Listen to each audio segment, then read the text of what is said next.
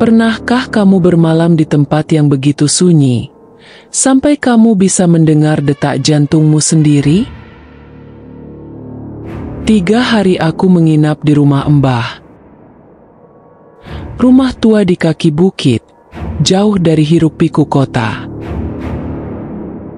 Tapi malam pertamaku di sana, aku disambut oleh suara dari dalam sumur. Suara yang seharusnya tidak ada. Kadang, suara paling menakutkan bukan teriakan, tapi bisikan lirih dari tempat yang seharusnya sunyi.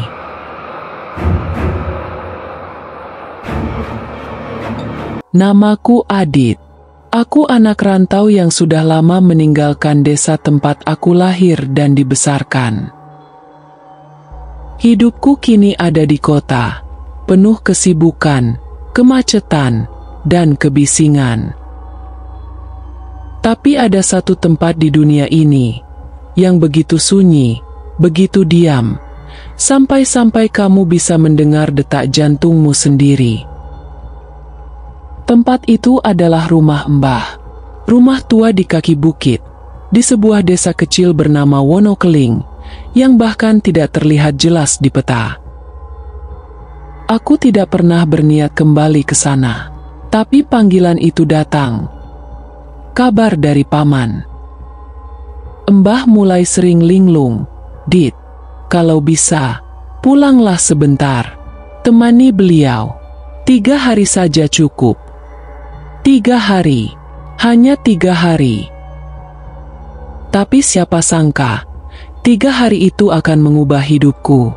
Karena malam pertama aku menginap di rumah Embah, aku disambut oleh suara dari dalam sumur.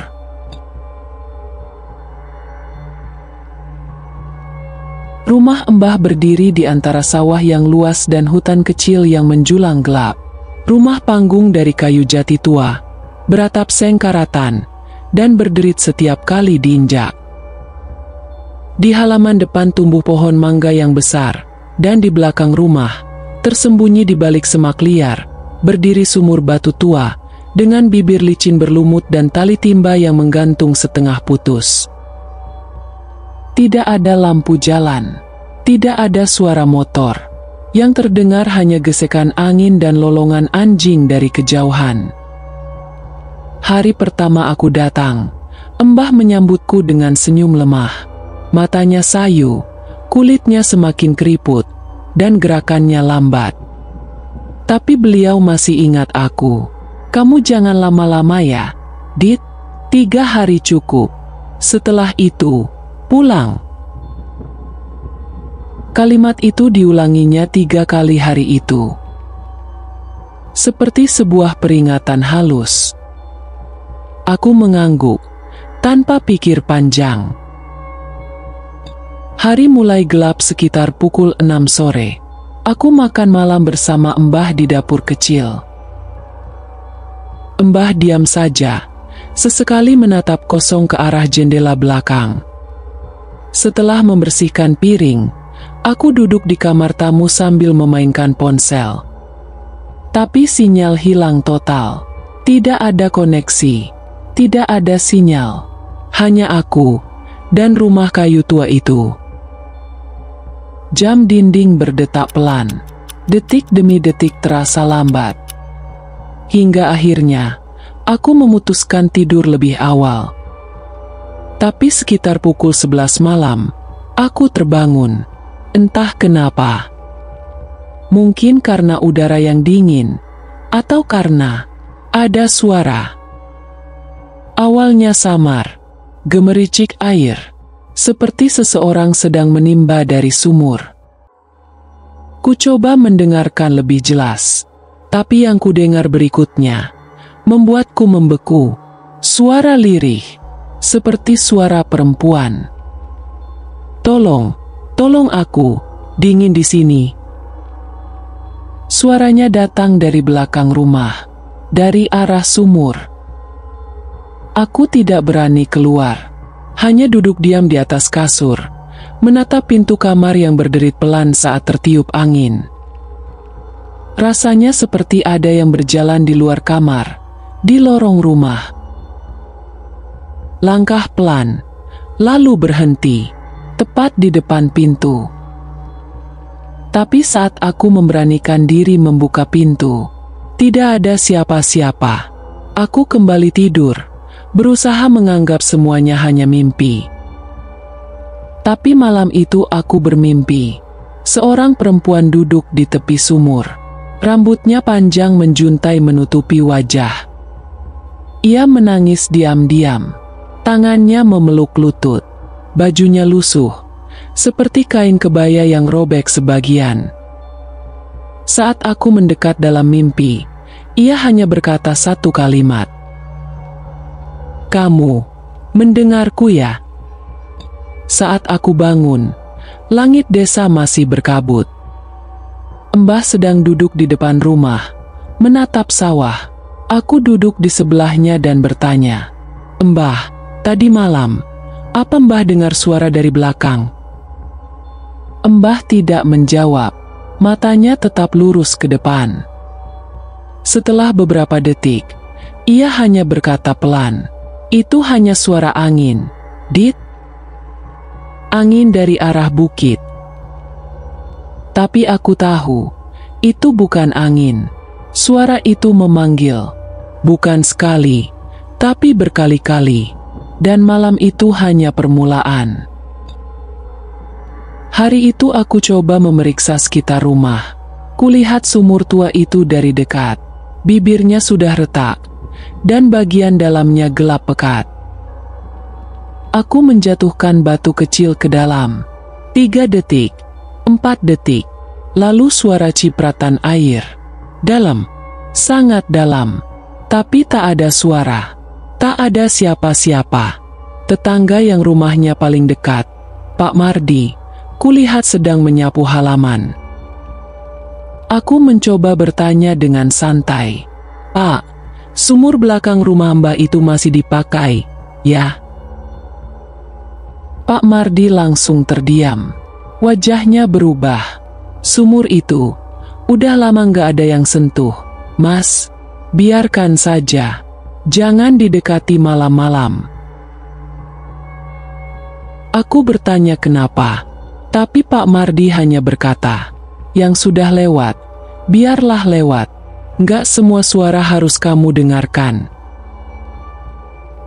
Kalimat itu menggema di kepalaku sepanjang hari. Aku mencoba untuk tidur lebih awal, tapi rasa gelisah membuatku terus terjaga. Sekitar pukul 1 dini hari, suara itu datang lagi, tapi kali ini lebih jelas, lebih dekat, lebih mengenalku. "Adit, Adit, lihat aku." Aku meloncat dari kasur. Keringat dingin membasahi punggungku. Kudengar langkah pelan dari dapur. Lalu, bunyi timba jatuh. Seperti ada yang menarik tali sumur dan menjatuhkannya dengan keras. Aku memberanikan diri membuka pintu kamar. Perlahan. Dapur gelap, tapi ada sesuatu di lantai. Bekas jejak kaki, basah, kecil, mengarah ke dalam rumah. Jantungku berdegup kencang. Aku mengikuti jejak itu sampai ke kamar Mbah. Ku ketuk pelan. Mbah menjawab dari dalam. Suaranya lemah. "Sudah, kembali ke kamarmu, Dit. Jangan jawab suaranya." Aku terdiam, karena Mbah tahu. Malam kedua di rumah Mbah membuatku sadar, suara itu bukan hanya panggilan, tapi juga peringatan. Ada sesuatu yang terkubur di sumur tua itu, sesuatu yang belum selesai, dan aku sudah mendengarnya. Kadang, rahasia yang paling gelap bukan disembunyikan di balik lemari, tapi terkubur di bawah rumah sendiri. Malam kedua membuatku tidak bisa tidur. Bukan hanya karena suara lirih dari sumur itu kembali memanggil, tapi karena satu hal yang membuat bulu kuduku berdiri. Mbah tahu suara itu. Mbah tahu dan tidak mau membicarakannya. Jejak kaki basah yang muncul di lantai pun bukan halusinasi. Aku melihatnya.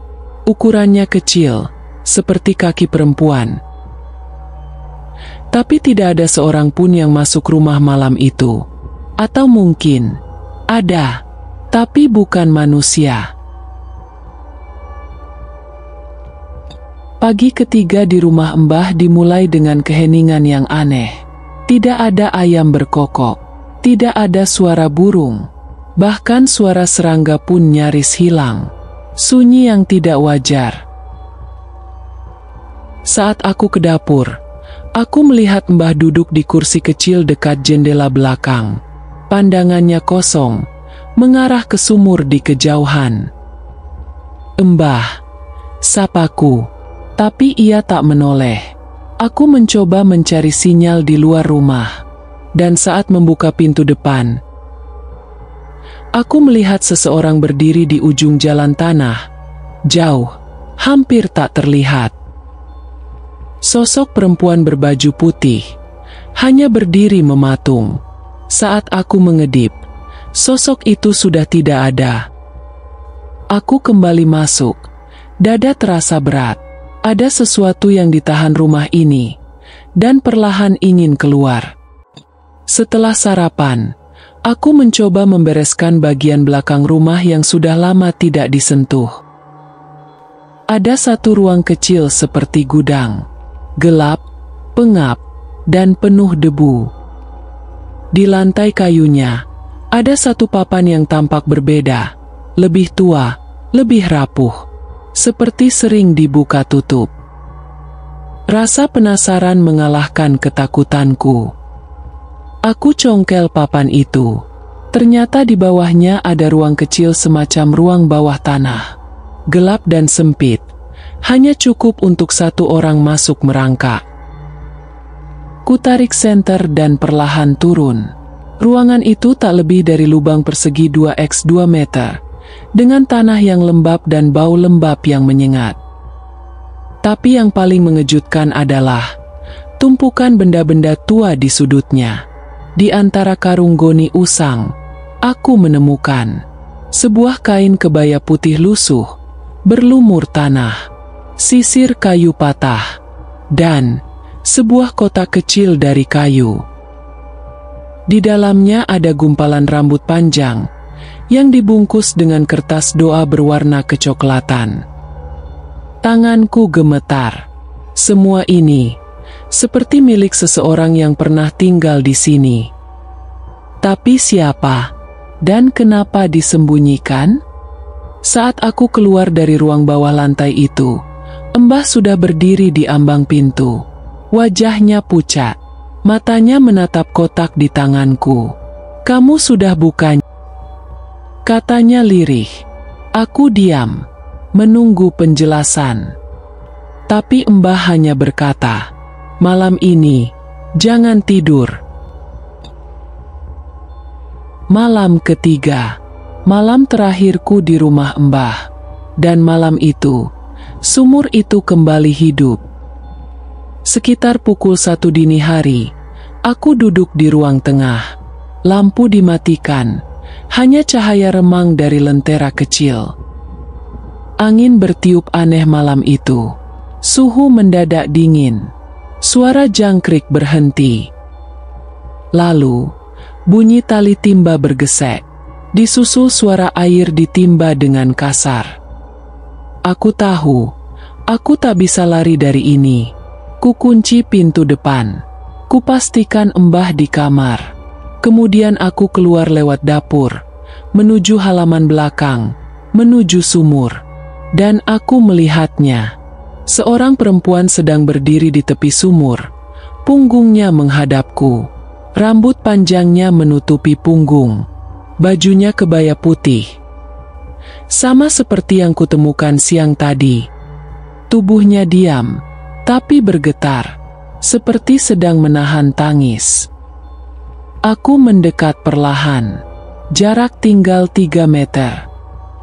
Tiba-tiba perempuan itu melirik ke arahku. bukan menoleh sepenuhnya, hanya separuh wajah yang kulihat, dan dari sudut bibirnya, dan netes perlahan. Aku ingin lari, tapi tubuhku tidak bisa bergerak, dan ia mulai berbicara. Aku tidak pernah ingin pergi. Aku dikubur, di sini. Suaranya bergema, tapi terdengar langsung di kepala. Dan tiba-tiba, angin kencang berhembus dari arah sumur, seolah menolak keberadaanku di sana. Aku jatuh terdorong, pandanganku gelap sesaat, dan ketika ku buka mata lagi, sosok itu sudah hilang. Tapi di bibir sumur, tergeletak benda kecil, kalung emas dengan liontin bunga melati. Saat pagi menjelang, aku menunjukkannya pada Mbah, dan wajah Mbah langsung menangis. Itu milik Nini. Mbah akhirnya bicara. Nini adalah saudara perempuan Mbah. Ia hilang bertahun-tahun lalu. Dulu katanya pergi ke kota, tapi tidak pernah kembali. Tapi Mbah tahu kebenarannya. Nini tidak pernah pergi jauh. Ia hilang di rumah ini. Ada malam ketika ia terakhir terlihat di sumur. Setelah itu, hanya suara dan mimpi-mimpi yang terus datang. Mbah tidak menjelaskan semuanya. Tapi aku tahu, sumur itu bukan sekadar sumur. Itu adalah pintu. Pintu menuju rahasia gelap yang sudah terlalu lama dikubur.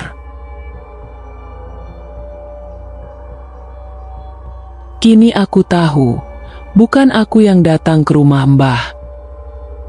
Tapi aku yang dipanggil pulang, karena ada yang menunggu di dasar sumur itu. Dan malam terakhir adalah waktuku untuk melihat siapa yang sebenarnya menginginkanku di sana. Tidak semua yang tertinggal harus ditemukan. Tapi kadang, kebenaran tidak mau terus dikubur. Malam ketiga bukan hanya malam terakhirku di rumah Mbah, tapi juga malam yang membuka pintu paling kelam dalam hidupku. Selama 2 malam aku dihantui suara-suara dari sumur tua di belakang rumah. Suara lirih, tangisan, bisikan, dan semalam aku melihat wujudnya. Perempuan berbaju kebaya putih, rambut panjang menutupi wajahnya. Ia menatapku dari tepi sumur dan berbisik, "Aku tidak pernah pergi." Dan kini, segalanya mulai masuk akal.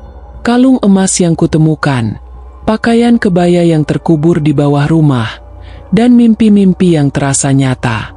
Semua mengarah pada satu nama, Nini, saudara perempuan Mbah, yang dikabarkan pergi ke kota dan tidak pernah kembali. Tapi Nini masih di sini. Pagi itu, Mbah tak banyak bicara. Ia duduk di kursi tua, memandangi sawah yang berkabut. Wajahnya seperti menyimpan puluhan tahun rasa bersalah. Aku duduk di sampingnya. "Mbah, kalau aku gali sumur itu, aku bakal nemuin sesuatu." Mbah hanya mengangguk, pelan, lalu berbisik, "Tapi kamu harus siap dengan apapun yang kamu temukan." Dan saat itu juga, aku sadar, rumah ini tidak butuh bantuan. Rumah ini butuh pengakuan. Siangnya, aku pergi ke rumah Pak Mardi, tetangga terdekat. Ia awalnya enggan bicara, tapi setelah tahu aku menemukan kalung Nini, matanya langsung merah. "Saya masih ingat malam itu, Mas. Malam waktu Nini terakhir terlihat. Ada pertengkaran di rumah ini. Saya dengar suara pecahan piring. Lalu, sunyi. Setelah itu, Nini nggak pernah kelihatan lagi." Saya sempat tanya ke Simbah, tapi jawabannya selalu sama. Nini pergi. Tapi setiap malam, saya dengar suara nangis dari arah sumur. Aku tanya kenapa dia tidak melaporkan. Pak Mardi menjawab dengan suara getir, "Di sini, Mas, Kebenaran seringkali ditinggal. Yang penting rumah tetap berdiri, dan orang-orang tetap diam. Malam menjelang. Angin tidak sekadar dingin, tapi terasa berat. Udara rumah seperti menekan dada. Sekitar pukul 11 malam, aku menyalakan lilin dan membawa barang-barang yang kutemukan ke ruang tengah. Kebaya putih, kalung, gumpalan rambut yang dulu dibungkus kertas doa. Lilin berkedip aneh saat kuletakkan semuanya di lantai. Dan tepat pukul 12 malam, sumur itu kembali bersuara. Bukan lagi lirih, tapi jelas. Tangisan, lalu jeritan, lalu suara langkah kaki. Dari belakang rumah menuju pintu dapur. Pintu berderit. Angin menerpa masuk, memadamkan sebagian lilin. Dan dari balik kegelapan, aku melihat sosok perempuan itu berdiri. Tapi kali ini, dia tidak hanya menangis. Dia menunjuk ke arah aku, lalu berkata dengan suara gemetar, "Kau yang datang, kau yang harus lihat." Dengan senter di tangan dan lilin di genggaman, aku berjalan ke sumur. Mbah mengikuti di belakangku. Pelan, kami berdiri di tepi sumur yang kini berembun. Perlahan, Mbah bicara. Malam itu, aku dan Nini bertengkar. Dia ingin menikah dengan orang kota. Aku menolak. Keluarga menentangnya. Dia marah. Pergi ke sumur. Katanya mau tinggalkan rumah ini. Tapi dia tidak pernah kembali. Yang aku temukan pagi harinya, hanya selendangnya, tergantung di pinggir sumur. Aku tahu, dia tidak pernah pergi. Mbah menangis. Tapi aku terlalu takut untuk melihat ke dalam. Aku melihat tali timba. Sudah setengah putus. Dengan hati-hati, aku mengikatkan lampu senter pada tali kecil, menurunkannya perlahan ke dalam sumur. Pantulan cahaya menyinari dinding-dinding batu yang lembab. Dan saat senter hampir menyentuh dasar, terlihat sesuatu. Tulang, tangan, dan rambut panjang yang melilit di batu-batu sumur. Aku terpaku. Itu bukan hanya benda. Itu adalah jasad. Pagi harinya, polisi dan warga berdatangan. Sumur dikeringkan. Dan dari dasar sumur tua itu, ditemukan kerangka manusia lengkap dengan pakaian kebaya putih yang sudah membusuk. Mbah menyerahkan diri, mengaku bahwa ia menutupi kasus hilangnya Nini, bukan karena ia pelaku, tapi karena ia takut dengan apa yang akan terjadi pada keluarganya. Takut bahwa orang-orang akan menyalahkannya. Takut pada bisik-bisik tetangga. Dan ketakutan itu membuatnya diam selama puluhan tahun. Malam itu adalah malam terakhir aku melihat rumah Mbah. Dan sejak jasad Nini ditemukan, suara dari sumur itu tak pernah terdengar lagi. Kadang, rumah bukan tempat berlindung, tapi tempat menyimpan kebenaran yang terlalu menakutkan untuk diucapkan. 3 hari di rumah Mbah bukan liburan, tapi perjalanan untuk mengantar seseorang pulang. Dan suara dari dalam sumur kini telah tenang, karena akhirnya ia ditemukan.